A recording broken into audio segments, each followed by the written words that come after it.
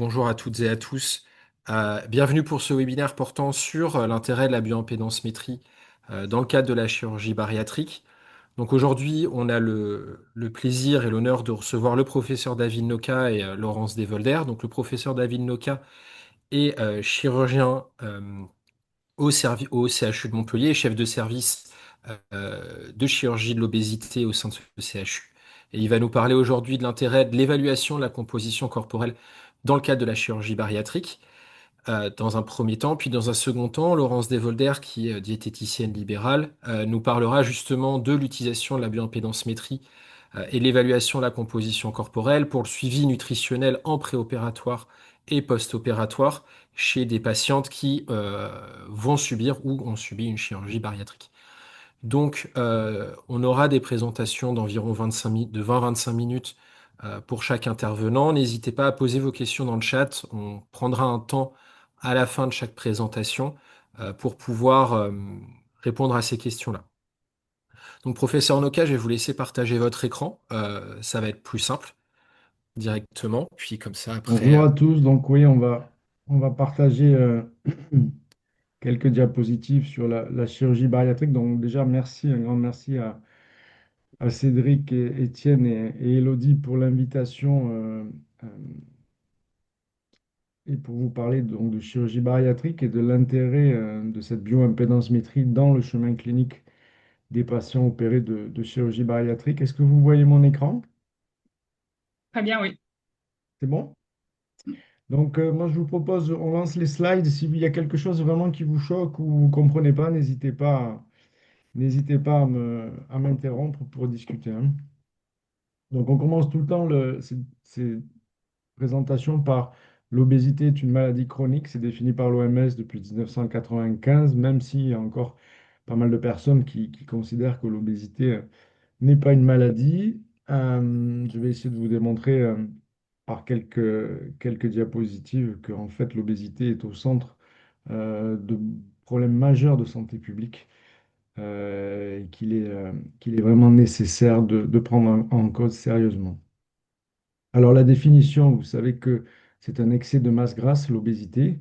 Ce n'est pas obligatoirement un problème de poids en kilos, hein. C'est un rapport du poids sur la taille au carré qu'on appelle l'indice de masse corporelle. Mais cette définition de l'indice de masse corporelle est en ce moment remise en cause. Il y a une publication récente dans le Lancet qui essaye d'ajouter des comorbidités et des conséquences de cette obésité pour classer les patients obèses.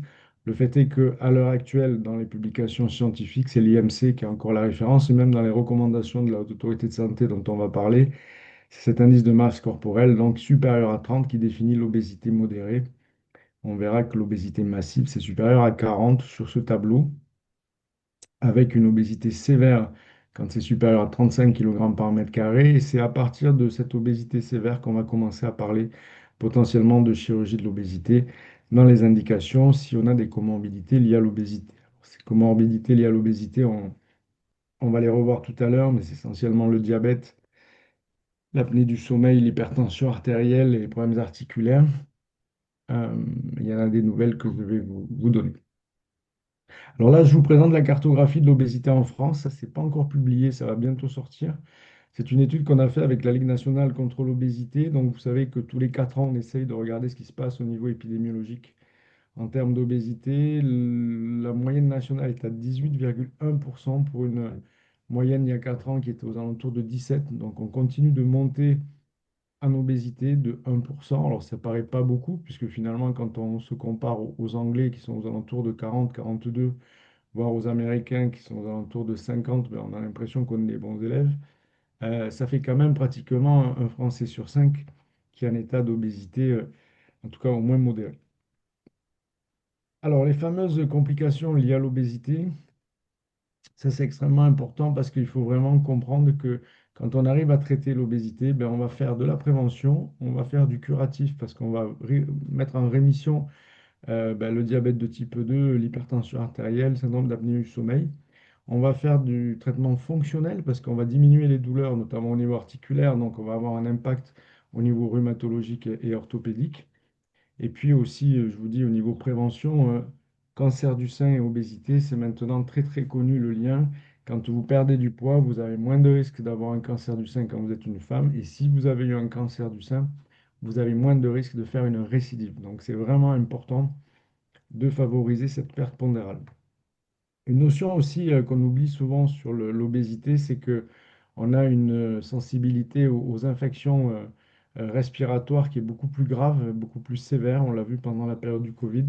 On le savait déjà en fait par rapport aux infections avec la grippe, où les patients qui décédaient étaient essentiellement des patients en état d'obésité, notamment d'obésité massive. Alors, pourquoi c'est un chirurgien qui vous parle d'obésité? Même parce qu'en fait, sur les obésités dites massives supérieures à 40 kg par mètre carré, il est prouvé que le seul traitement efficace à long terme, alors c'est un mot que je vais utiliser souvent aujourd'hui, notamment avec l'arrivée des médicaments, puisque on essaie de nous faire croire qu'on a trouvé le médicament miracle pour traiter l'obésité. Et vous verrez que même si on est très satisfait d'avoir une nouvelle arme thérapeutique pour essayer de traiter les patients, l'obésité est un problème plurifactoriel qui doit être traité par une approche pluridisciplinaire et pas que par un médicament, ça paraît évident. Le fait est que les nombreuses études qui ont été réalisées depuis 25-30 ans montrent que le seul traitement stable à long terme, c'est après 5 ans, ben, sont retrouvés avec la chirurgie de l'obésité, ce qu'on appelle la chirurgie bariatrique, et que du coup, différentes opérations se sont diffusées dans le temps. 2019, 50 000 opérations en France, ça baisse à l'heure actuelle. Bon, il y a eu le Covid évidemment dans les années 2020, mais on a aussi les médicaments qui font baisser le nombre d'indications dans un premier temps, puisqu'on est tous convaincus que ça va repartir dans quelques années, hein, une fois qu'il y aura un échappement sur les prises en charge. Donc l'étude pivot du raisonnement de la chirurgie bariatrique, ce qu'on appelle la SOS Study. C'est une étude suédoise où on a comparé un groupe témoin traité par des mesures hygiéno-diététiques à des groupes traités avec les techniques de l'époque, hein. C'était dans les années 2000, donc il y avait les anneaux, ce qu'on appelait les gastroplasties verticales calibrées et les bypass. Et vous voyez que à 10 ans, ben, il y a une différence significative extrêmement importante entre les deux groupes. Donc la chirurgie, traitement le plus efficace, mais traitement de dernier recours. C'est-à-dire qu'on ne va pas faire de la chirurgie à quelqu'un qui vient en première consultation. Il y a d'abord une prise en charge médicale, nutritionnelle, psychologique, activité physique, et en cas d'échec, on va potentiellement vers de la chirurgie. Donc là, vous avez les évolutions en France de ces activités de chirurgie bariatrique. 13% de réintervention, donc c'est quand même assez important par rapport notamment au risque d'échec. On va en reparler tout à l'heure. Alors, depuis 2009, la chirurgie bariatrique est très codifiée. C'est parti un peu de façon un peu désordonnée dans les années 2000. Et puis en 2009, le ministère et un groupe de chirurgiens et de médecins, notamment au niveau de la Société française de chirurgie de l'obésité, a fait un travail sur des recommandations qui ont été revues cette année, enfin 2024, pardon, que vous pouvez retrouver sur le site de la Haute Autorité de Santé si vous voulez avoir vraiment plus de détails. En gros, on peut être opéré si on a un IMC supérieur à 40 et qu'on ait un échec de prise en charge médicale, ou à 35 quand on a des comorbidités liées à l'obésité, ce qu'on a vu tout à l'heure. Et donc ces comorbidités, vous les avez toutes là, c'est-à-dire que vous êtes à 37 d'IMC, vous avez un syndrome d'apnée du sommeil. Si vous êtes un échec de prise en charge médicale et qu'il n'y a pas de contre-indication et que vous avez une préparation d'au moins 6 mois, ben vous pouvez bénéficier d'une chirurgie bariatrique. Alors, c'est ce que je disais tout à l'heure, la prise en charge de l'obésité, et nous, on l'a vraiment bien senti quand on a développé la chirurgie bariatrique, c'est quelque chose de pluridisciplinaire. Pluridisciplinaire, ça veut dire ben, que normalement, le médecin généraliste doit être au centre de l'équipe et coordonner et aider le patient dans la coordination de son chemin clinique. Alors, c'est pas tout le temps vrai, il faut être honnête, parce que certains médecins généralistes sont pas obligatoirement intéressés par ce problème d'obésité ou n'ont pas le temps, on va dire. Donc, c'est souvent le chirurgien ou le médecin endocrinologue qui sont les référents du dossier et qui vont coordonner les différentes équipes avec, vous voyez, les quatre axes, l'axe nutritionnel, l'axe activité physique, l'axe psychologique et puis l'axe interventionnel avec les équipes de chirurgie, d'anesthésie et des pathologies.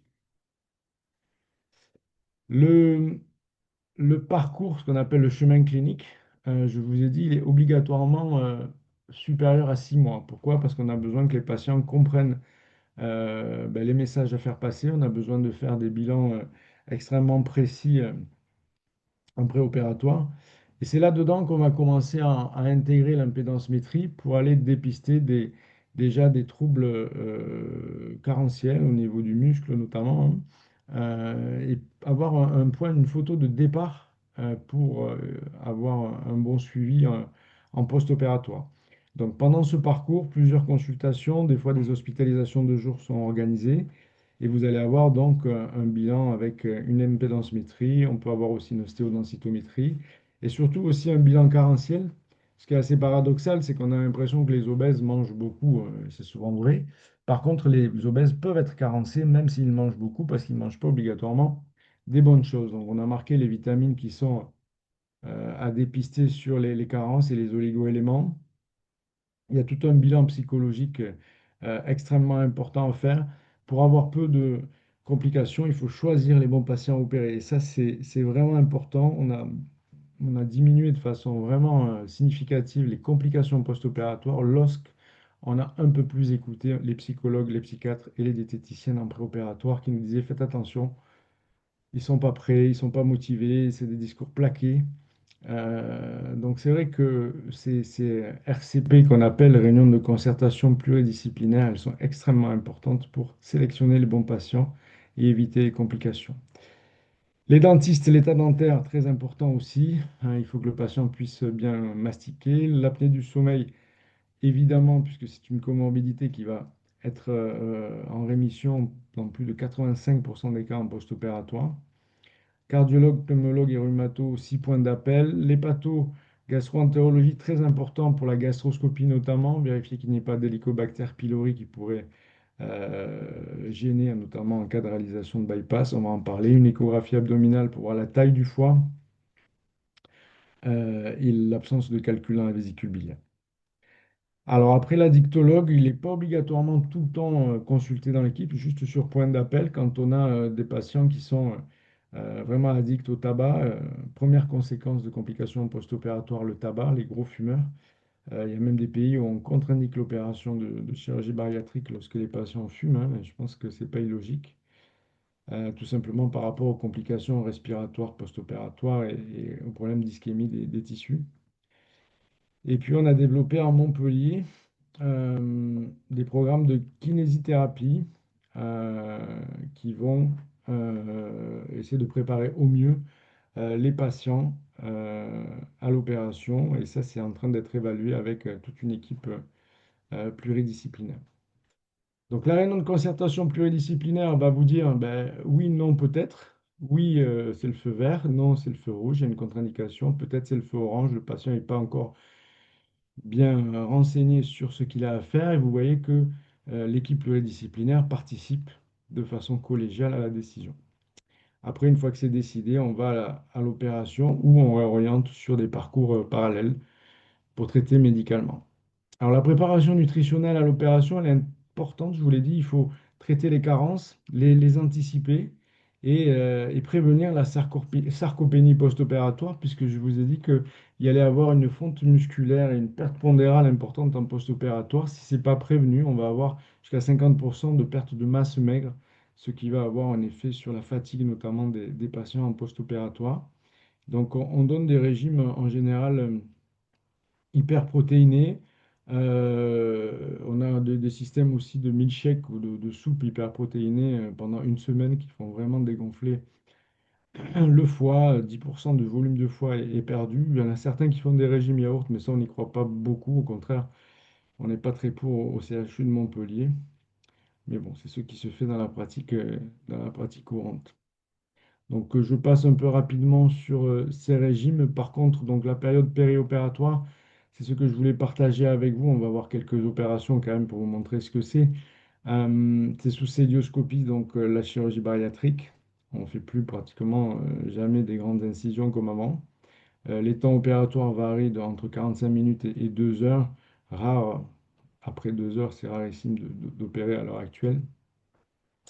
1 à 3 jours d'hospitalisation. Il y a quelques équipes qui font de l'ambulatoire, hein, c'est-à-dire on se fait opérer le matin, on sort le soir, mais Je pense que la première nuit de surveillance est quand même à conseiller pour notamment le risque hémorragique. Un arrêt de travail de 15 jours à un mois et donc le taux de mortalité périopératoire est inférieur à 0,1%. Ça veut dire qu'à l'heure actuelle, ben, il y a plus de risques de ne pas se faire opérer quand on est en état d'obésité morbide que de se faire opérer. Inférieur à 0,1%, c'est l'équivalent d'une cholecystectomie, c'est-à-dire quand on enlève la vésicule biliaire. Donc on a vraiment bien diminué les complications et notamment les complications gravissimes. Et donc le rapport bénéfice-risque est vraiment en faveur de la chirurgie à l'heure actuelle et c'est important de le souligner. Donc en post-opératoire, on donne un rendez-vous le plus souvent à un mois, puis à 6 mois, puis à 12 mois. Et c'est dans ce rendez-vous à un mois que je pense que il faut maintenant, parce que c'est pas fait de façon systématique, en tout cas pas par toutes les équipes, il faut maintenant introduire l'impédance mètre dans l'évaluation des résultats pour avoir un suivi qui soit beaucoup plus cohérent, c'est-à-dire un patient qui va perdre 10 kilos, s'il perd 10 kilos, mais qu'il y a 5 kilos de muscle, c'est pas pareil qu'un patient qui perd 10 kilos et quand il y a 9 kilos de graisse. Donc ça, c'est la notion de suivi en kilos est maintenant, je pense, un peu obsolète, même si ceux qui nous parlent le plus, en tout cas aux patients, ça c'est évident. Donc il va falloir éduquer, il va falloir expliquer l'intérêt de faire ces examens d'impédance-métrie, parce que je pense qu'une évaluation mensuelle serait intéressante la première année pour faire des courbes de suivi, vérifier que justement ce soit bien la graisse qui disparaisse et pas le muscle. Et ça, je pense que notre collègue va en parler tout à l'heure. Donc les conseils diététiques, je ne sais pas si tu en parles après, mais c'est important la diététique en post-op parce que c'est ce qui va prévenir les complications. On a eu à une époque, vous avez dû entendre parler de ce qu'on appelle les fistules. Les fistules, en fait, c'était les lignes d'agrafage de l'estomac qui lâchaient. Et on disait toujours c'est un problème lié à l'opération. Mais effectivement, ça pouvait être un problème lié à l'opération, mais c'était surtout un problème lié au patient. Parce que quand le patient rentrait chez lui, en fait, il mangeait trop vite. Il mettait une hyperpression dans le manchon gastrique et ça faisait péter les agrafes. Donc c'était souvent à 3 semaines, 15 jours, 3 semaines qu'on avait un petit abcès, voire un gros abcès qui se créait. Donc les règles hygiéno-diététiques, vous les avez là. Il faut vraiment les respecter. Et puis sur la période post-opératoire, en parallèle du suivi diététique, du suivi avec l'impédance mètre, du suivi psychologique, il faut absolument reprendre une activité physique que j'appelle adaptée à l'obèse, c'est-à-dire qu'il y a plusieurs types d'activités physiques. Alors l'idéal, c'est les sports portés, hein, tout ce qui est aquatique évidemment, mais l'industrie a développé maintenant d'autres outils qui permettent d'éviter les contraintes biomécaniques sur les articulations de l'obèse, que ce soit les ballons WAF, que ce soit les Uber LPG, que ce soit tous euh, les exercices de marche nordique où on s'aide avec des bâtons. Donc il faut soulager les articulations quand on fait de l'activité physique et bien comprendre que pour faire du muscle, il ne faut pas uniquement prendre de la protéine, il faut associer, coupler une activité physique régulière pour créer de la masse maigre. Le suivi est à vie. Et ça, c'est important. Il y a pratiquement 50% de perte de vue à 5 ans. On essaye de relancer les gens, notamment quand on réalise des études, mais c'est vrai qu'à un moment donné, quand le patient a perdu 40-50 kilos, il se sent très bien, il n'a plus envie de revenir voir l'équipe. Ça peut lui coûter cher aussi dans certains cas. Donc, il faut essayer d'avoir un système. On travaille là-dessus avec une clinique virtuelle qui va bientôt sortir pour essayer de rendre le patient acteur de son suivi et de donner des datas à long terme. C'est un désir de grossesse. Je le dis tout le temps en fin de présentation un peu globale comme ça. Il faut faire attention parce que on est beaucoup plus fertile quand on perd du poids. Et donc, sur la première année post-opératoire, on évite de proposer des grossesses aux patientes. Donc, une contraception est souvent nécessaire. Si la patiente tombe enceinte, par contre, il faut faire très attention, notamment sur les folates, la vitamine B9 parce que vous savez que ça peut donner la- des problèmes de fermeture du tube neural avec beaucoup de complications. Donc, si vous avez un jour un patient qui a une chirurgie bariatrique, la patiente tombe enceinte dans les mois d'après, il faut considérer cette grossesse comme une grossesse à risque et donc avoir un suivi très régulier, notamment sur les risques carentiels. Je passe sur les techniques pour vous montrer quand même ce que c'est, hein. Donc, je vous ai dit que on opérait en célioscopie. C'est donc à l'extérieur, comme vous voyez, euh, avec des toutes petites incisions. Alors, les techniques recommandées à l'heure actuelle, il y a toujours l'anneau, mais l'anneau, on n'en fait plus, pour être tout à fait honnête, ou très très peu en France, hein. Il y a moins de 1000 anneaux réalisés. L'idée, c'était de mettre un anneau à la partie supérieure de l'estomac pour bloquer le passage des aliments. Une technique qui a été très développée dans les années 2000. Cette technique a été abandonnée, d'une part parce que la sleeve est arrivée, mais aussi parce que les patients vomissaient beaucoup et on avait des complications liées à ces vomissements. La sleeve ou gastrectomie en manchon, donc ça a été décrit par Michel Gagné aux États-Unis en 2000. J'ai eu la chance d'être fellow pendant un an à New York dans cette équipe et de ramener cette technique en Europe. L'idée, c'est enlever les deux tiers de l'estomac. Pourquoi? Ben, pour faciliter le réflexe de satiété, c'est-à-dire que vous réduisez la taille, le volume de l'estomac. Donc pour de petites quantités, vous allez étirer la paroi gastrique. Les aliments vont arriver beaucoup plus rapidement dans l'intestin aussi, et donc vous allez avoir toutes les stimulations neuro-hormonales qui vont déclencher le phénomène de satiété. Technique numéro un en France et dans le monde, avec deux complications majeures, les problèmes de fistule, c'est-à-dire des fuites sur une agrafe qui sont graves parce que ça peut donner des péritonites. Et puis une complication fréquente qui s'appelle le reflux gastro-œsophagien, qui paraît moins grave, mais qui peut nécessiter des conversions en bypass. C'est pour ça que, on a eu l'idée d'associer une valve anti-reflux. Alors, je vous montre quand même un peu des images juste avant de manger de chirurgie. Où là vous êtes dans l'abdomen, l'abdomen est gonflé par du CO2, donc l'estomac, vous voyez, est soulevé par une pince et on a un instrument qui va couper et coaguler dans le même temps pour le libérer. Au fond, en violet, vous avez la rate, donc là, il faut faire très attention parce que s'il y a une plaie, ça peut saigner très fort. Puis on va mettre un tube à l'intérieur de l'estomac pour calibrer et faire la même opération pour chaque patient. D'accord? Donc, on a 150 cc entre le petit ballon là qu'on gonfle pour garder l'antre gastrique et le tube. Et on va avoir un système d'agrafes et de couteaux qui coupent entre les agrafes, hein. Vous avez 6 rangées d'agrafes. Et entre la troisième et la quatrième, vous allez avoir une lame qui va venir couper. Donc, ça va donner une étanchéité sur la partie qui reste. C'est quand même important. Et donc, euh, on va avoir une résection intestinale. On enlève complètement les deux tiers de l'estomac. C'est ce qu'on appelle la sleeve. Alors, je vous disais que on a ces problèmes de reflux gastro-œsophagien. On a beaucoup travaillé à Montpellier sur la prévention de ce reflux gastro-œsophagien et j'ai eu l'idée il y a quelques années d'associer une valve anti-reflux, ce qu'on appelle la Nissen sleeve gastrectomie. Et on en est très fiers puisque les résultats à long terme qui sont sortis il y a quelques mois sont vraiment supérieurs, mais de beaucoup à la technique de sleeve. Donc on est très convaincu que cette technique va devenir la référence dans quelques années. Donc il y a une learning curve, une courbe d'apprentissage qui est un peu plus difficile que la sleeve.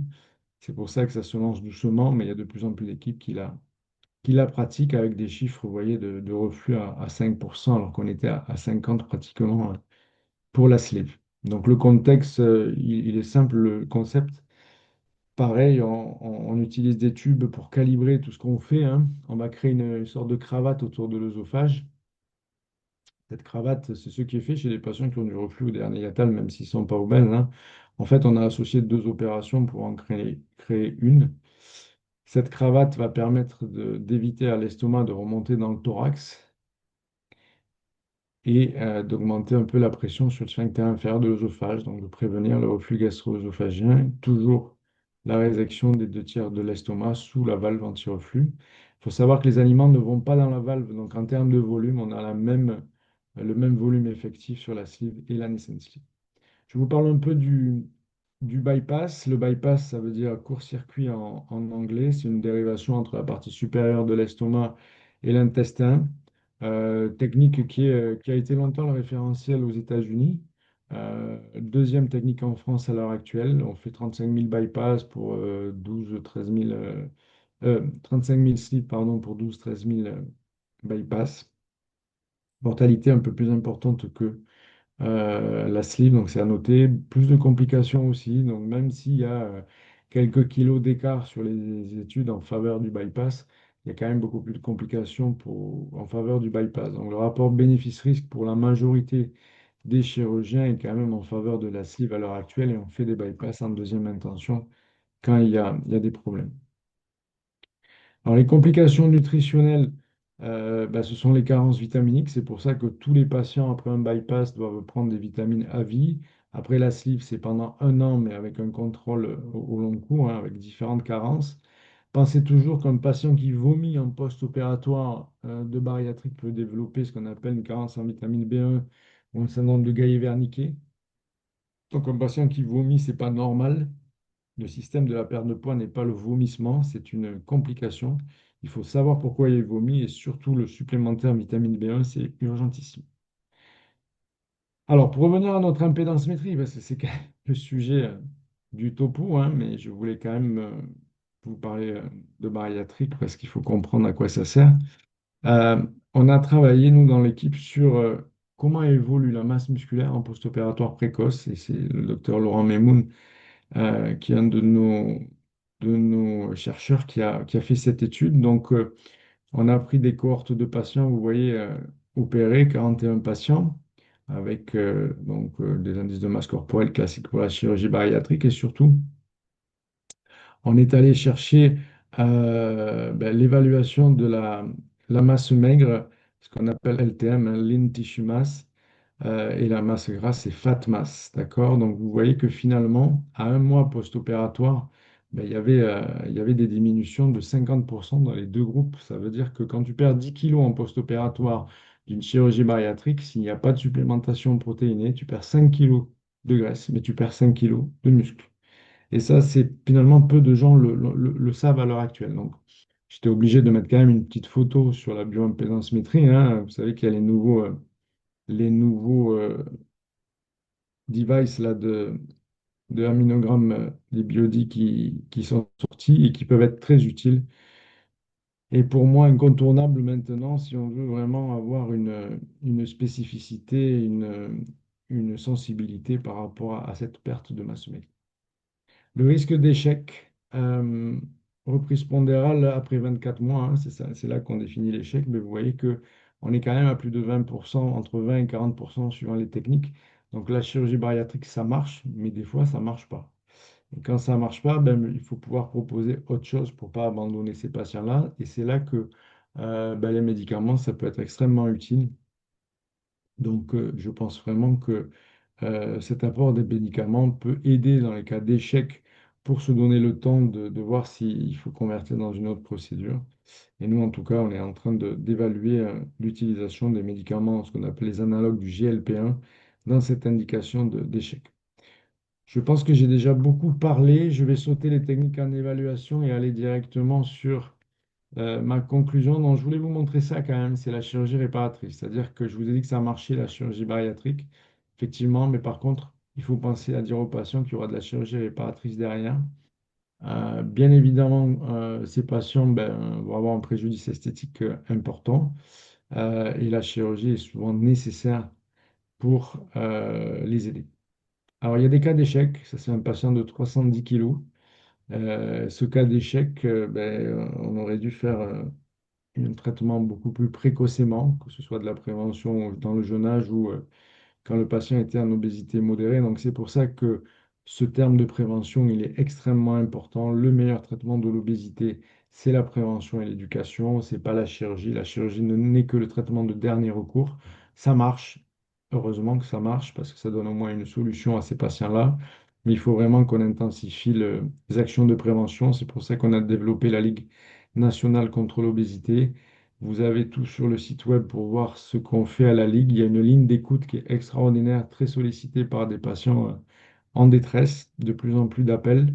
C'est gratuit et évidemment, c'est disponible tous les jours. Et puis, vous avez donc cette apparition des médicaments qui est un peu hyper médiatisée à l'heure actuelle. Vous savez que tous les médecins maintenant vont pouvoir prescrire ces médicaments. Le conseil, vraiment, c'est de bien faire comprendre aux médecins qui prescrivent ces médicaments que l'obésité doit être traitée par une prise en charge pluridisciplinaire. Si ce n'est pas un médicament qui va permettre au patient de régler tous ses problèmes, ça, c'est pas possible. C'est trop plurifactoriel. Voilà, donc en conclusion, vous avez bien compris que l'obésité, c'était un enjeu majeur de santé publique. euh, que la chirurgie bariatrique peut permettre de perdre du poids de façon importante et qu'il faut bien mesurer cette notion d'évolution de la composition corporelle, notamment la masse maigre, pour pas avoir de problème de sarcopénie, notamment chez les patients un peu plus âgés. C'est pas une chirurgie miracle, il y a des complications, mais le rapport bénéfice-risque est maintenant très en faveur de la chirurgie. Et c'est cette collaboration pluridisciplinaire qui va donner les meilleurs résultats. Donc, vraiment, je le redis, notion d'équipe. Pour ceux qui veulent aller un peu plus loin, on a un DU à Montpellier sur la chirurgie, la prise en charge de l'obésité sévère, on va dire, qui est là aussi un DU pluridisciplinaire. Donc, c'est pour les équipes médicales et paramédicales, si vous pouvez aller voir. Et puis, je voulais remercier évidemment mon équipe qui travaille pas si mal que ça depuis une vingtaine d'années. Et encore une fois, merci à tous pour votre attention. Merci beaucoup, professeur Noka, donc pour cette présentation très très intéressante et très claire. Je vais juste vous laisser départager votre écran pour que Laurence Oui, puisse pardon, partager le sien. excusez-moi. Puis, non, il y a aucun souci. Puis on va pouvoir passer à la présentation suivante. Alors, où est ma petite présentation? Tout à l'heure, je l'ai ouvert et forcément, je ne l'ai plus. Bon, alors, déjà, bonjour, excusez-moi en fait un petit peu pour le retard.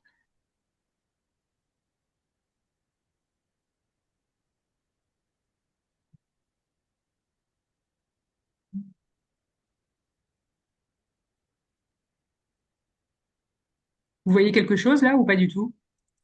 Non. Non, Non, je pas suis pas bon encore. signe. Pas encore.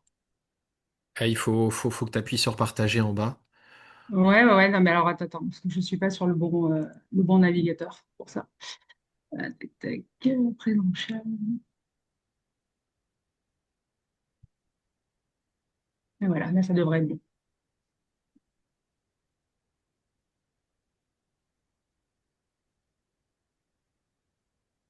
Et voilà. C'est bon, là, je pense. C'est bon, ouais, on voit C'est ton bon. écran. Parfait. Parfait. Donc déjà, bonjour et merci en fait de m'avoir invité. Je suis très honorée en fait de pouvoir partager et un petit peu émue d'ailleurs hein, parce que vous allez voir par rapport à mon parcours et personnel et professionnel, c'est assez émouvant pour moi en fait de pouvoir évoquer en fait ce sujet-là avec ce groupe de personnes. Donc pour une petite présentation parce que pour moi c'était important de vous présenter d'où je viens. Donc je suis une Marseillaise en fait diététicienne en libéral dans une équipe pluridisciplinaire qui accompagne donc des personnes en pré-op et en post-op chirurgie bariatrique. J'ai un parcours qui est plutôt atypique parce que je ne viens pas du monde de la diététique au départ et ça fait uniquement 3 ans en fait que je suis diététicienne. J'étais responsable marketing pendant plus de 20 ans et j'ai eu une reconversion professionnelle suite à des rebondissements dans ma vie. Euh, j'ai repris donc mes études à 45 ans avec le parcours en fait assez normal en fait pour une diététicienne. Et aujourd'hui, j'avais cette volonté au départ, mais bien plus tard en fait qu'aujourd'hui, d'intégrer une équipe pluridisciplinaire. Et je pensais jamais que j'allais intégrer cette équipe aussi rapidement dans mon parcours. Donc, avant de diététicienne, j'étais aussi une patiente parce que, comme vous l'avez vu dans le parcours, dans le slide précédent, je fais partie des personnes en fait qui étaient en super obésité. Tout à l'heure, le professeur Noka parlait des personnes qui étaient éligibles à partir d'un IMC en fait de 40, mais moi j'étais à un IMC de 51. Donc j'ai eu un parcours en fait dans le nord de la France. Donc en plus c'était aussi mentionné en fait qu'on faisait partie en fait des groupes qui étaient encore plus concernés, les régions qui étaient encore plus concernées par l'obésité. Donc j'étais dans le nord de la France à ce moment-là, même si je suis marseillaise depuis toujours. Et donc j'ai été opérée en 2014. Euh, voilà. Mon accompagnement, en fait, ma visibilité plutôt fait partie de mon accompagnement. Parce que depuis plus de 10 ans, je partage en fait mon, ma visibilité en fait sur l'obésité, c'est-à-dire ce qui s'est passé pour moi. En fait, donc ça c'était mon parcours personnel. Puis un jour, je me suis dit bon, il n'y a pas comme parcours personnel qui peut être intéressant. Donc j'ai parlé de manière plus générale en fait de toutes les pathologies autour de l'obésité. Donc je suis présent en fait vraiment très massivement en fait sur tous les réseaux sociaux, sur la partie pro et perso. J'ai essayé d'aller vers les endroits en fait où étaient en fait aussi nos patients. Donc même si j'ai pas l'âge d'être sur TikTok, je me suis mis aussi sur TikTok parce que je me suis rendu compte qu'il y avait de tout et n'importe quoi aussi sur les réseaux et qu'il y avait beaucoup de comparaisons qui se faisaient. C'est ce que j'entends beaucoup auprès de mes patients. J'ai entendu ça sur les réseaux et moi je suis pas dans ce cadre-là. Donc je me suis dit c'était important en fait aussi de pouvoir communiquer là où étaient aussi les patients. Euh, Et donc, depuis 2024, donc un peu moins de 2 ans après le départ de mon parcours pro, j'ai intégré une équipe pluridisciplinaire. Donc, dans cette équipe, il y a bien sûr les chirurgiens qui se sont en fait encadrés en fait de cette équipe pluridisciplinaire. Et dans cette équipe-là, donc il y a un médecin endocrinologue, un médecin nutritionniste, une psychologue, moi donc la diététicienne, et on a aussi en fait une sophrologue et une hypnotiseuse qui fait partie aussi des soins qui peuvent être intéressants en fait dans le cadre de la chirurgie bariatrique pour quelques addictions en fait qu'on peut avoir chez nos patients. Donc, l'impédance métrée est arrivée très, très rapidement, avant même, en fait, que j'intègre cette équipe dans les différents parcours de soins. Et pourquoi, en fait, j'ai voulu l'intégrer? Parce que pour moi, c'était très important, en fait, de pouvoir l'intégrer. C'est parce qu'aujourd'hui, se peser pour une personne qui est en obésité, c'est une angoisse. Donc, il fallait, en fait, aussi que le poids ne soit pas qu'un mauvais souvenir et qu'une mauvaise nouvelle.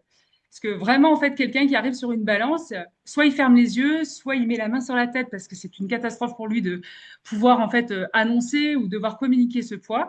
Et donc l'impédance métrique n'apporte pas que des mauvaises nouvelles chez les personnes aussi en obésité, parce qu'on leur amène en fait aussi une information qui de temps en temps peuvent même les émouvoir en leur disant en fait oui vous avez du muscle, vous avez même plus que la moyenne, ce qui est logique hein, quand même quand on est en obésité, mais ça leur amène en fait un rapport différent à leur corps. Et leur parler d'hydratation, leur parler de leur masse protéique, des choses qu'ils n'ont pas l'habitude en fait forcément en fait d'avoir en fait au quotidien, ou encore mieux de l'angle de phase, ça leur fait du bien. Donc moi j'ai trouvé que c'était indispensable en fait de pouvoir avoir un outil d'impédance-métrie dans le cadre de mon suivi. Alors, j'en parlerai après justement de l'outil de motivation pour les patients. On pourra échanger sur cette partie-là, mais ça a vraiment fait la différence, en tout cas dans le cadre de mon suivi, parce que je n'ai pas que des personnes en impédance métrique, j'ai aussi des sportifs, j'ai des personnes qui ont des soucis en fait enfin, plein de pathologies différentes, et c'est un vrai outil motivationnel. J'ai choisi en fait de vous partager 3 cas qui concernent en fait mes patients, des personnes en pré-op, des personnes en fait qui viennent de se faire opérer, que j'ai suivies pendant enfin, 1 mois, 3 mois, 6 mois, et une personne vraiment en post-op que j'ai revu en fait quelques années plus tard. C'est intéressant de le voir comme ça parce que ça amène des données complètement différentes. Donc, vous voyez, par exemple, pour le cas de Céline, qui a 47 ans, qui a démarré en fait son parcours. Donc, elle a un IMC de 47 et depuis en fait 6 mois, elle perd du poids progressivement et ça vraiment, ça lui amène en fait une info qui lui indique qu'elle est capable en fait de perdre du poids. Ça, c'est déjà en fait important et qu'elle ne perd pas de l'eau, qu'elle perd en fait aussi du gras. Et ça, elle n'avait pas forcément notion en fait que c'était possible pour elle en fait de perdre du poids. Des fois, en fait, ça stagnait sur la balance, et ça aussi, c'était important en fait dans le cadre de son parcours. Le poids était identique. Par contre, elle avait pris du muscle et elle avait perdu du gras. Et je parle vraiment très souvent en fait de l'importance de perdre du gras et pas perdre du poids. Et il n'y a qu'avec une impédance métrie en fait qu'on peut se permettre en fait d'avoir ces nuances-là. Et pareil, au niveau de la santé, en fait, de manière générale, perdre du poids, en fait, c'est pas une fin, enfin, c'est une fin en soi, en fait, dans le cadre de l'obésité, mais quand on perd énormément de poids et que son ongle de phase, il chute, ça m'intrigue toujours et donc ça nous permet d'ouvrir la discussion sur qu'est-ce qui s'est passé, comment ça s'est, vous avez perdu 5 kilos, mais l'angle de phase a chuté, qu'est-ce qui s'est passé là pendant ce mois? Et là, on arrive en fait à creuser aussi des difficultés que les personnes peuvent avoir de manière plus personnelle, un contexte en fait externe en fait qui est problématique. Et ça nous permet en fait aussi de nuancer un petit peu les pertes en fait en disant que c'est pas forcément terrible en fait d'avoir eu cette chute en fait d'angle de phase en fait malgré ces 5 kilos en fait de perdu. On essaie de nuancer aussi et de pas en fait avoir une motivation que sur la perte de poids. N'hésitez pas à me couper hein, d'ailleurs hein, si je dis des choses en fait qui vous interpellent et si vous voulez, docteur Noka, des fois je vous vois sourire, s'il y a des choses vous voulez réagir, n'hésitez pas. Non, non, non, non, on réagira à la fin, mais c'est très intéressant. D'accord. Donc, alors sur ce cas d'ailleurs de Céline, c'est que c'est intriguant, mais j'essaie à chaque fois de ramener en fait à la réalité parce que quand on fait un IMC de 47 et qu'on perd du poids et que la masse musculaire en fait elle augmente, on peut se dire aussi à un moment donné, et bien pourquoi je vais me faire opérer puisque en fait ça descend. Ça descend, enfin, je suis motivée, je vous vois tous les mois. Cette personne en particulier m'a dit qu'elle me verrait toute sa vie. C'est super. Je dis, ok, mais est-ce que vous pensez sincèrement en fait qu'on va pouvoir arriver à la santé en fait au niveau de votre corps en faisant comme ça? Elle est persuadée. Donc, à moi aussi de lui amener aussi une réalité quand elle stagne, par exemple, pendant 3 mois. Alors, on verra, hein, peut-être que je me trompe aussi. Hein. Mais lui aussi amener la réalité du terrain de l'obésité. L'obésité, c'est oui, on perd du poids, mais jusqu'à quand? Et la motivation, à un moment donné, elle peut flancher. La reprise de poids fait partie de la maladie aussi. Donc, il faut aussi leur montrer que c'est pas un échec de passer en fait à l'opération. C'est que perdre du poids avant l'opération, c'est pour moi indispensable parce que ça permet en fait de comprendre que le corps en fait aussi peut fonctionner. Mais il faut aussi leur amener en fait, la réalité en disant que c'est très possible qu'elles n'arrivent pas au chiffre en fait final en fait sans l'opération. Et des fois elles ont du mal en fait à faire ce lien-là. Elles ont l'impression en fait que tout peut se passer avec un rééquilibrage alimentaire. C'est pas si facile de faire la bascule. Euh, voilà, donc pour cette patiente en particulier, ça nous a permis de voir en fait que bon, elle était hyper motivée parce que sa masse grasse descendait, elle maintenait, parce que vous voyez, là j'ai dit ce que je disais, en fait, elle maintenait sa masse musculaire alors qu'elle perdait en fait de la masse grasse. Et donc ça, c'était plutôt intéressant parce que la perte de poids elle était efficace. Le cas numéro 2, donc là, c'est Catherine qui s'est fait opérer d'une sleeve. Donc, dans le cadre du suivi, je ne l'ai pas dit, mais moi, je suis la première année mes patients à 3 semaines post-op, juste avant l'alimentation en fait, normale. Comme ça, en fait, ben, ça leur permet en fait, de faire le point déjà au bout de 3 semaines et on répète, parce que nous, vraiment, on est dans une notion de répétition continue du protocole avant et après l'opération. Et donc là, je les vois juste avant, normalement, l'alimentation normale. Donc, on se voit à 3 semaines, à 3 mois, à 6 mois et à un an post-op pour la diététique.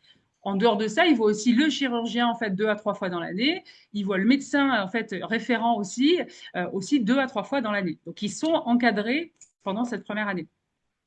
Il y a des personnes que je vois beaucoup plus. Il y a des personnes que je ne verrai que au 1 mois post-op et que je ne verrai plus en fait après parce qu'on n'est pas. C'est ce qu'on leur préconise, mais après c'est vraiment eux qui décident de faire ou pas faire. Ça, c'est un petit peu la problématique. Mais ils ont vraiment la communication depuis le début du parcours que le suivi est indispensable et pour la vie. Quoi. Donc pour cette personne en particulier, elle a perdu 29 kilos, dont 23 depuis son opération. Donc elle avait eu une belle perte de poids aussi en pré-op. Et on a constaté, parce que je suis en train de faire une étude, et j'attends d'avoir un peu plus de données aussi là-dessus, qu'il y a quand même de meilleures pertes de poids chez ceux qui ont déjà en fait entamé une perte de poids avant l'opération que les personnes qui attendent l'opération en fait pour perdre du poids. Ça, c'est intéressant de faire la corrélation en fait entre les deux, et c'est ce que j'arriverai, j'espère, à pouvoir en fait apporter avec des chiffres, parce que les gens en fait sont très attachés aux chiffres. Et donc moi là, par exemple, là, depuis 2023, pour info, j'ai 700 patients en fait qui ont été que je suis pour la chirurgie bariatrique. Donc je pense que d'ici un an, j'aurai une volumétrie assez importante pour pouvoir communiquer sur une étude sur ce point et sur d'autres points. Donc, dans l'impédance-métrie, en masse musculaire, elle a perdu 3 kilos. En hydratation, en fait, elle était plutôt basse. C'est souvent le cas, d'ailleurs, en fait, chez les personnes qui sont en obésité. Et ce qui m'avait surtout alarmé, en fait, c'était son angle de phase qui était déjà bas avant l'opération, mais qui a continué de chuter. Et pour une personne qui a 45 ans, d'être à 4,5 d'angle de phase, Étienne, tu pourras sans doute me le confirmer, mais c'est quand même très, très bas. Quelle que soit sa taille ou son âge, 4,5, c'est plutôt chez des patients très âgés. Donc j'étais déjà en alerte. Et Laurence, oui. Laurence, oui, excuse-moi de te couper. Il y a des participants qui demandent, et moi-même, l'angle de phase, la définition, c'est quoi exactement? Alors j'en parle juste après, en fait, justement, c'est la réponse cellulaire, en fait, justement. Je vais en parler juste dans le diapo d'après. C'est vrai que j'aurais peut-être dû parler, en fait, de la. Est-ce que Ah je le bon. fais juste après ou est-ce qu'ici? Voilà, donc c'est un paramètre en fait qui permet de calculer en fait, de mesurer la relation entre la résistance et la réactance, et c'est vraiment la tonicité des cellules. Alors, moi, c'est comme ça que je l'explique hein, d'une manière pas scientifique, mais c'est pour que ça soit parlant en fait aussi pour mes patients. C'est la tonicité des cellules, et si on devait en parler de manière marketing, c'est un peu l'âge du corps, c'est l'état de santé général en fait qu'on peut avoir à un instant T. Donc, il est plutôt voué à descendre parce que notre santé, elle va pas. Si j'ai 49 ans aujourd'hui, j'en aurai pas 30 demain. Mais on peut avoir en fait quelque chose qui monte suite à une chirurgie bariatrique. On l'a plutôt remarqué dans ce sens-là, puisqu'en fait, on perd de la masse grasse. On a vu aussi que le niveau en fait de masse grasse pouvait avoir une, comment dire, un effet positif en fait sur l'angle de phase et surtout l'activité physique aussi. J'ai remarqué que quand les gens se mettaient et sortaient de la sédentarité, l'angle de phase pouvait aussi s'améliorer. Je vois pas d'ailleurs les commentaires. Tu viens de m'indiquer qu'il y avait des commentaires. Je ne les vois pas. Je les regardais. Peut-être que quelqu'un pourra m'indiquer les questions en fait comme tu as fait, mais j'ai pas regardé du tout les commentaires écrits là-dessus. Donc, pour revenir juste sur le cas numéro 2, donc elle avait déjà avant en fait un angle de face qui était bas. Ça, quand j'ai un angle de face bas, pour moi, c'est une alerte avant l'opération. Quelqu'un qui arrive à 4,5 avant l'opération, qui a un taux d'IR, donc qui est le taux d'inflammation aussi qui est un indicateur qu'on a aussi en impédance-métrie, je fais une note particulière pour l'équipe pluridisciplinaire en disant attention. Alors au début, d'ailleurs, le médecin endocrinologue me dit mais qu'est-ce que c'est ton angle de phase? Et donc on en a discuté en fait avec toute l'équipe et j'ai fait des mesures d'ailleurs à tout le monde pour qu'ils puissent se rendre compte aussi de leur angle de phase. C'est plus facile de parler de ce qu'on arrive en fait à capter. Et donc, je fais une note à part. Et donc, s'il y a une personne en fait qui a une obésité sarcopénique, un angle de face qui est bas, bon, alerte générale pour l'équipe médicale, elles vont plutôt préconiser en fait d'ailleurs peut-être en fait de la balnéothérapie, de l'activité physique adaptée en fait encore en plus pour ces personnes-là en fait si c'est déjà bas au départ. Donc voilà. Donc en fait au niveau du plan, en fait quand j'ai vu cette personne-là, même si la perte était fabuleuse, parce qu'on pourrait s'arrêter à la perte de 29 kilos, c'est super, 3 mois en fait post-op 29 kilos, on est quasi en fait à la moyenne. Presque, enfin, parce qu'on sait que c'est autour de 40 kilos pour une sleeve la première année. Bon, par rapport en fait à son poids de départ, c'était super.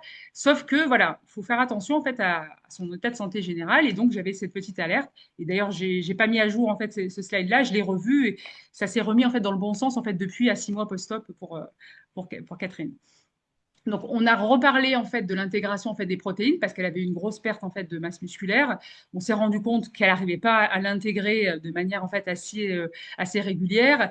Elle prenait pas son petit déjeuner en fait parce qu'elle n'avait pas faim. Donc, lui réexpliquer qu'on n'a pas faim en fait quand on se fait opérer d'une chirurgie bariatrique. Donc, tout change en fait en termes de repères alimentaires. On mange aussi parce que c'est nécessaire. Et ça, en fait, aujourd'hui, elles ont du mal aussi à l'intégrer. Elles trouvent ça euphorisant de ne pas avoir faim.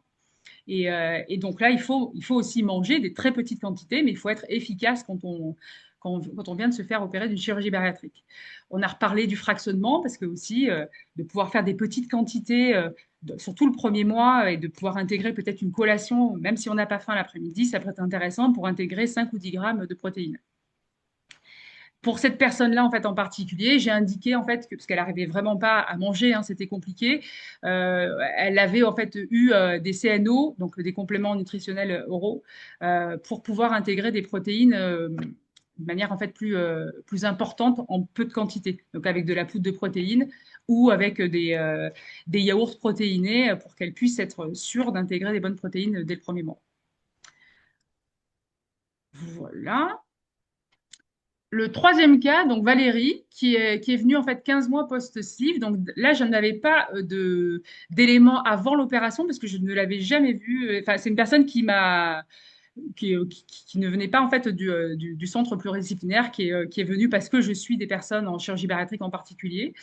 Donc, elle stabilisait en fait son poids. J'avais eu juste 2 mesures et en fait, on voyait en fait que dans la stabilisation, elle reprenait en fait quand même de la masse grasse. Et là, là, on est embêté. Parce que reprendre en fait de la masse grasse, prendre de la masse musculaire, bon, finalement, on ne dit pas en fait que c'est pas embêtant pour la balance, mais c'est quand même en fait moins embêtant de prendre 2 kilos de muscle, au contraire, que de prendre 2 kilos de gras. Sachant en fait qu'on sait que le métabolisme va ralentir en fait si on prend du gras à la place du muscle. Donc elle était très très embêtée, son moral en fait était en fait atteint aussi. Et ça m'a permis en fait de remettre en avant l'intérêt de faire du sport et de lui dire que c'était pas une option. Moi, c'est vraiment ce qu'on m'avait dit il y a 14, il y a je sais pas, 11 ans en fait maintenant, c'est que vraiment le sport n'est pas une option. C'est que si jamais vous voulez vous faire opérer d'une chirurgie bariatrique, c'est votre médicament. C'est de la même manière que pour quelqu'un qui va se faire opérer d'un bypass, vous êtes supplémenté à vie. Ben, quelqu'un qui va se faire opérer d'une chirurgie bariatrique de manière globale, le sport, c'est votre médicament en fait que vous devez avoir pour la vie parce que ça va être ce qui va vous permettre pas de perdre plus, mais de reprendre moins. C'est dans ce cadre-là en fait qu'il faut le communiquer. C'est pas très vendeur parce que là ils me disent mais non mais moi je vais pas reprendre, je suis opéré, il n'est pas question que je reprenne. Et là, il faut quand même en fait leur remettre en avant qu'il y a des reprises de poids après une chirurgie bariatrique et que on a le métabolisme en fait il n'est pas fabuleux et qu'il faut maintenir une masse musculaire en fait importante. Donc ça lui a permis d'avoir du sens sur le fait de reprendre le sport et qu'on était, même si je parle toujours de notion de plaisir et que c'est plus facile de faire quand on aime, là, il faut, en fait, pour éviter, en fait, de tout reprendre et de maintenir son poids à un maximum. Voilà, donc comme je vous disais, en fait, dans le suivi, et même dans toutes les personnes en fait, que je peux suivre euh, dans mon cabinet, je parle de cette notion-là, en fait, qui n'est pas, en fait, qui n'est jamais communiquée, cet angle de phase, donc cette tonicité des cellules. Et c'est très enfin, glorifiant pour la personne de voir, en fait, qu'elle a, parce que je parle de cycle de vie, je dis, voyez, en fait, vous avez gagné en santé. On sait qu'en se faisant opérer d'une chirurgie bariatrique, on gagne des années de vie. Et là, l'angle de phase, en fait, c'est un peu comme ça que je dis, vous avez gagné, en fait, aussi en santé, vous avez gagné, en fait, en vie, et je l'utilise de cette façon-là parce qu'aujourd'hui les gens viennent et veulent ce type d'infos. Ça permet d'adoucir en fait le regard qu'elles ont sur leur poids, ça les motive énormément. Et donc moi je l'utilise en fait au quotidien pour enrichir en fait un regard en fait qu'on a au niveau clinique, pour donner une communication en fait très importante en fait aux équipes. Et c'est plus qu'indispensable pour moi en fait au quotidien. Voilà ce que je pouvais vous dire. Merci Laurence. Alors du coup, pour l'angle de phase, effectivement, à 4,5 degrés, tu as raison, c'est vraiment une valeur qui est basse. Parce que je vais en profiter aussi pour répondre rapidement à une question du chat qui était au niveau en fait des normes d'angle de phase en fonction de l'âge. En fait, la difficulté avec l'angle de phase, c'est qu'il est dépendant de l'âge et de l'IMC. Mais de manière générale, en fait, ce qu'on voit, c'est que des valeurs en- entre 4 et 4,5 degrés chez n'importe quel individu est plutôt relié à un état soit pathologique, soit un problème, soit un problème sous-jacent qui est important. Et donc à ce moment-là, on va avoir enfin, ça doit constituer un signal d'alerte en tout cas pour le professionnel, clairement.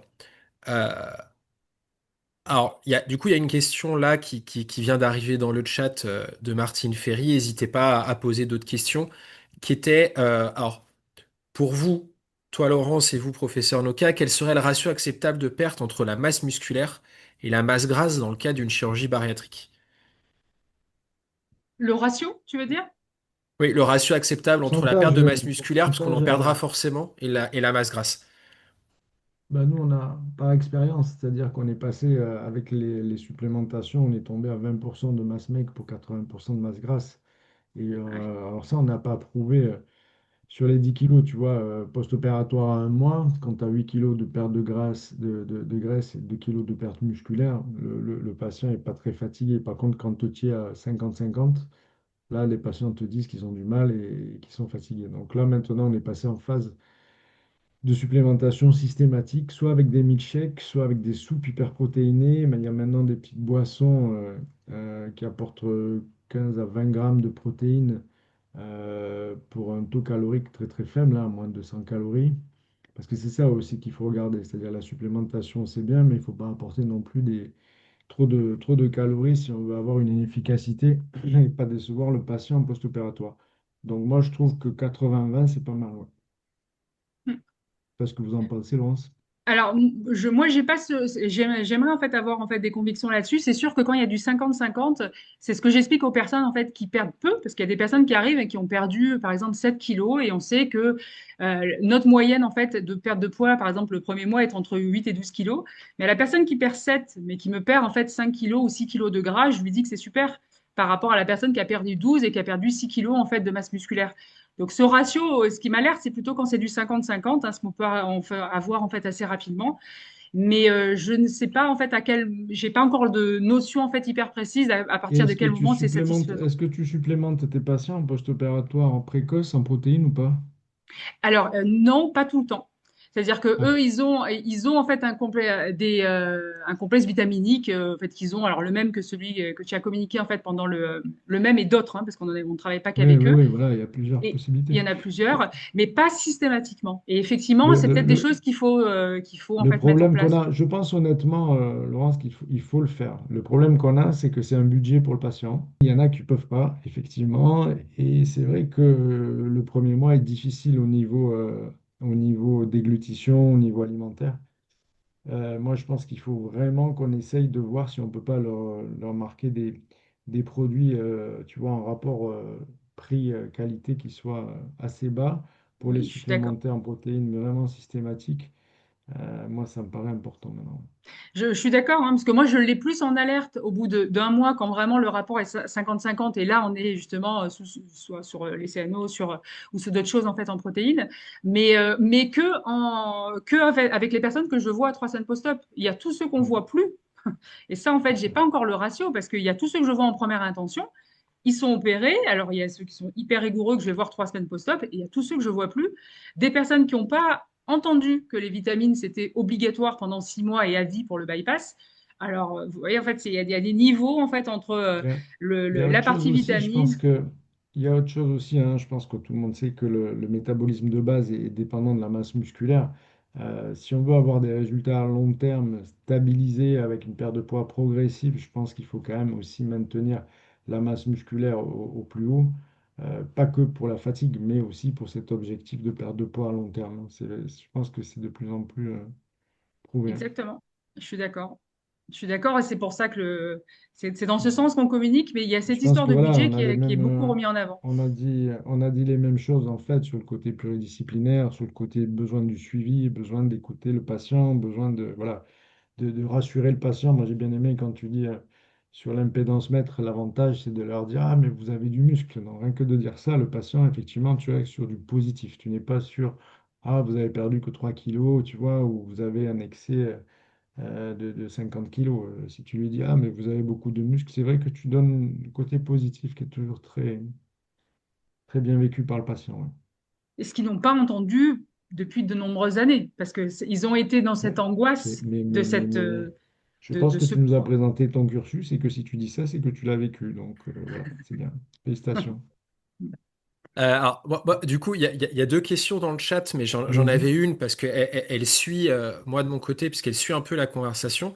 C'est justement par rapport à la patiente numéro 2 qui avait une perte de masse musculaire, une perte d'angle de phase et qui avait du mal à faire du sport, qui Mm. donnait aussi, par exemple, de la fatigue et des douleurs. Moi, la question que je me posais, c'est du coup, quel était le rapport masse musculaire sur poids? Parce que potentiellement, elle pourrait être en obésité sarcopénique, ce qui expliquerait aussi les symptômes et donc la difficulté de faire du sport et la dégradation qui s'ensuit avec la baisse d'angle de phase et la reprise de poids, et notamment de Oui, masse grasse. alors tu vois cette donnée-là, c'est une indication en fait que j'amène d'une façon en fait plus ou moins différente selon les personnes. Quand elle est très bonne, c'est quelque chose que je mets en avant direct. Quand elle est moins bonne, c'est-à-dire quand on voit en fait qu'il y a ce marqueur-là de SMM sur W là qui est à la limite, dire attention, là vous êtes en obésité sarcopénique et là on a des grands yeux, c'est rare. Enfin ils savent pas, on n'a jamais parlé d'une typologie d'obésité. Et donc, je leur explique ce que c'est l'obésité sarcopénique. Et effectivement, pour cette patiente, elle était dans cette limite basse, c'est-à-dire qu'à 2 kilos près, enfin, j'imagine, puisqu'en fait, elle était vraiment dans la limite, là, elle était à 28, je ne sais plus combien j'avais noté, à 28-30 dans ce ratio-là, en fait, en pourcentage. Donc, ça s'est amélioré, en fait, hein, par la suite, mais elle était vraiment dans cette limite d'obésité sarcopénique. Elle était vraiment pas dans l'orange, hein, vraiment limite verte. Donc, oui, il y aurait pu avoir en fait cette alerte-là, mais c'était pas la pire en fait au niveau de la compo, que je peux dire. Et du coup, moi, la question, c'est parce on parlait de prise en charge pluridisciplinaire. Alors, rassurez-vous pour les gens, je n'oublie pas les deux questions du chat, je les poserai juste après. C'était plus dans l'idée aussi par rapport justement, parce que cette limite qui est liée à une obésité sarcopénique, en fait, pour expliquer, soit elle peut être liée à une insuffisance de la masse musculaire au regard du poids, soit un poids trop important, et on pourrait imaginer que soit il y a une perte trop importante de masse musculaire qui l'emmène en obésité sarcopénique, soit qu'en prenant du gras, elle va avoir trop de poids et donc passer aussi en obésité sarcopénique. Et toi, du coup, toi, en tant que diététicienne, Laurence, qu'est-ce que tu fais remonter aux autres professionnels par rapport à ça et potentiellement, vous, professeur Noka, vous, en tant que chirurgien, si on vous refait remonter ça, quels seraient les conseils ou qu'est-ce que vous metteriez comme action en place? Alors, je vous laisse peut-être. Vous voulez Oui, parler en non, premier? mais enfin,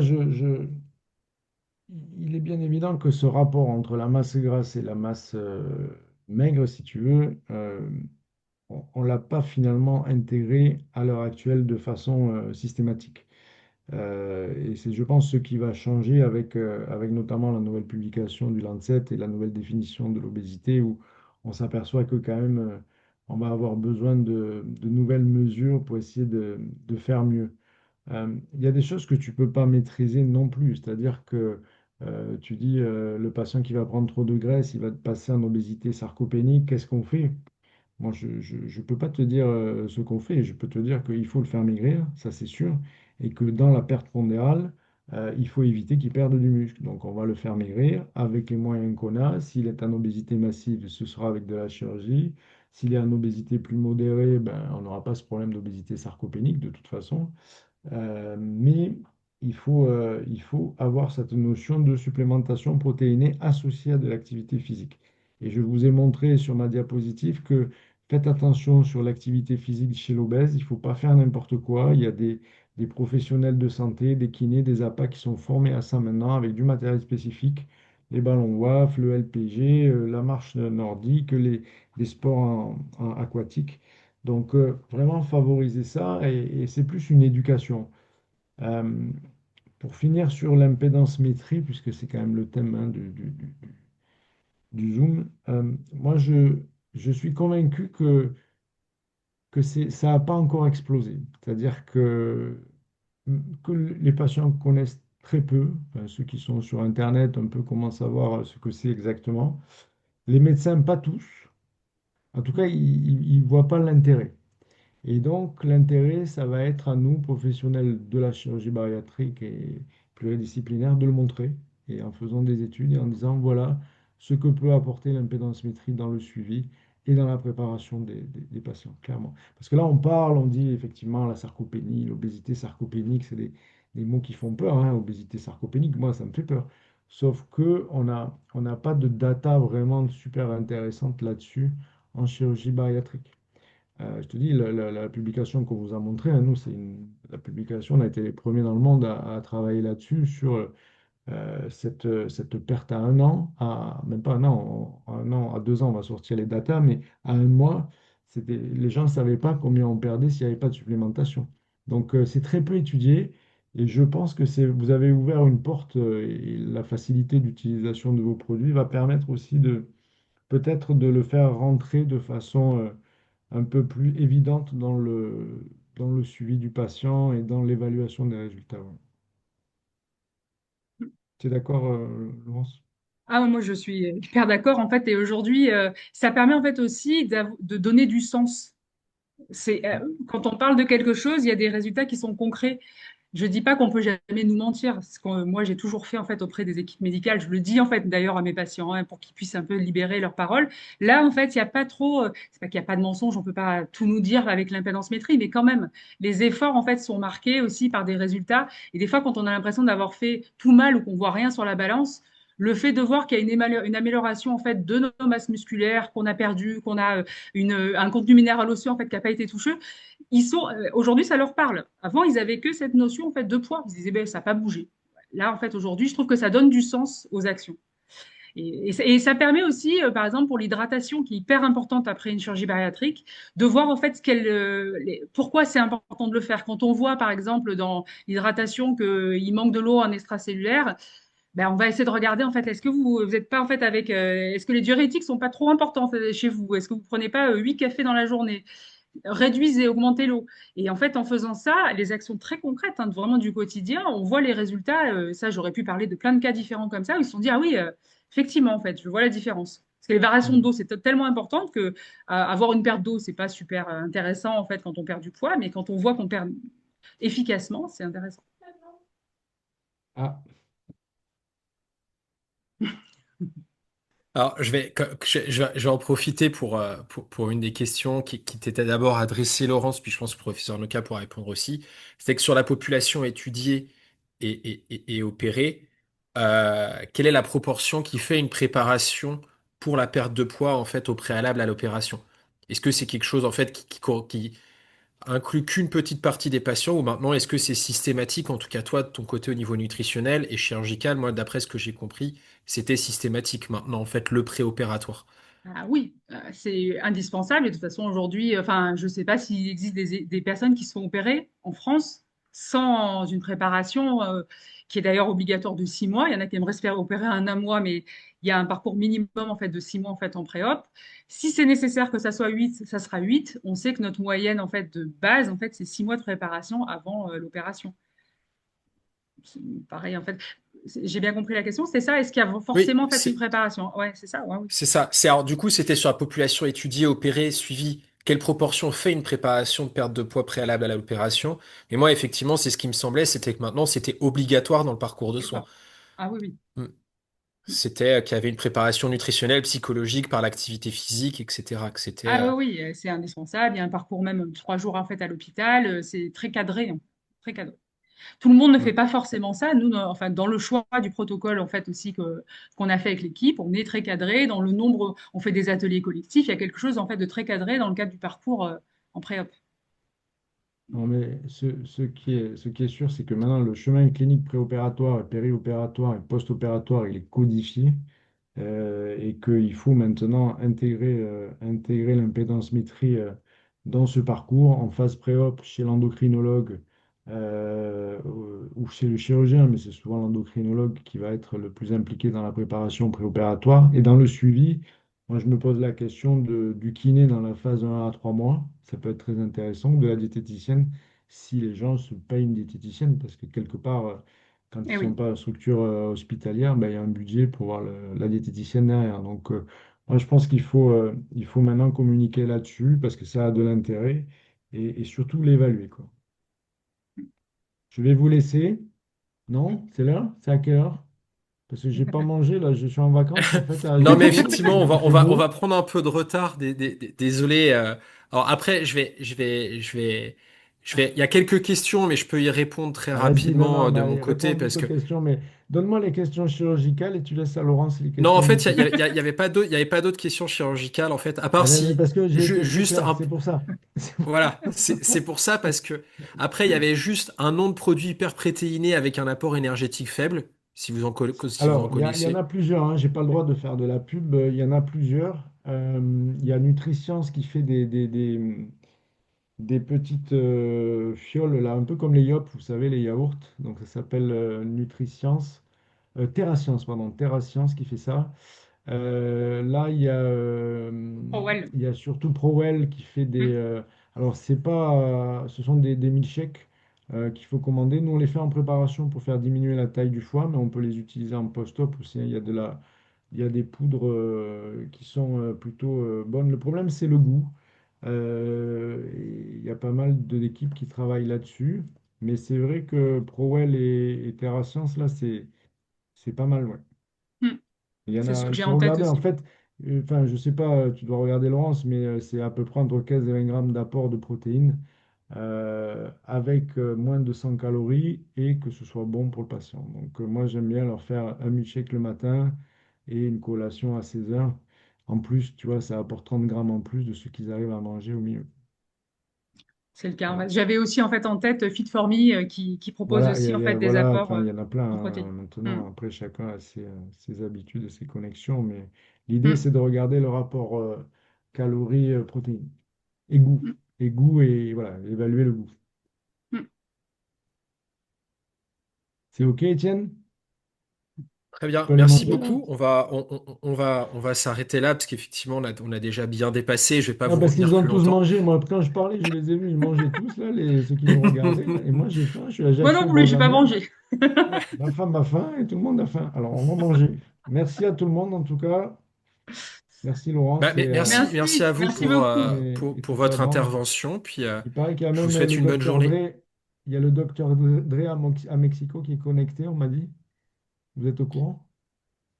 Alors, je pense que Cédric doit être là. Le Je ne docteur sais Dre, pas. on peut le Sinon, voir c'est en Elodie photo là, parce qui est qu'il peut présente. se mettre en vidéo quand même qu'on est en retour de Mexico, là. Alors, Il je ne crois pas confirme parce en que. retour Il va- oral. Merci pour ce C'est webinaire. c'est 4 heures du matin, c'est ça? À peu près, oui. Mais ça valait le D'accord. coup. Ça valait le coup. Bon, mais merci de ta confiance et à très bientôt. Bon retour. Merci beaucoup. Bon après-midi. Bye bye. Merci.